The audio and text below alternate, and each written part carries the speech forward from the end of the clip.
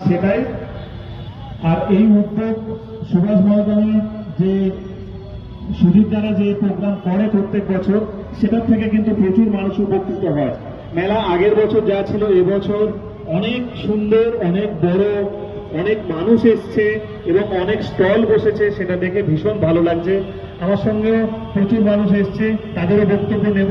আজকে ছোট্ট বক্তব্য এখানেই শেষ করলাম। সবাই ভালো থাকবেন। অসংখ্য ধন্যবাদ। এবং আমাদের এই মেলা সম্বন্ধে অধিকাংশ প্রচারের দায়িত্বটা কিন্তু এই ইউটিউব চ্যানেলই নেয় এবং তাদের মাধ্যমেই আমরা আরো অনেক বেশি মানুষের কাছে পৌঁছতে পারি, তাই আমরা অবশ্যই ধন্যবাদ জানাই। এরপর আমরা সাদিয়া নার্সারির কর্ণধার মফিজুর রহমান সাহেব আমাদের মধ্যে উপস্থিত রয়েছেন। নুপুর ঘোষ মহাশয় তাকে পুষ্পস্তবক দিয়ে বরণ করে নেবেন। আপনারা একটু করতালির মাধ্যমে অভিনন্দন জানান, একটু জোরে হাততালি হোক প্লিজ। আপনারা নুপুর দিকেও চেনেন, মধ্যমগ্রাম সৃষ্টির পথে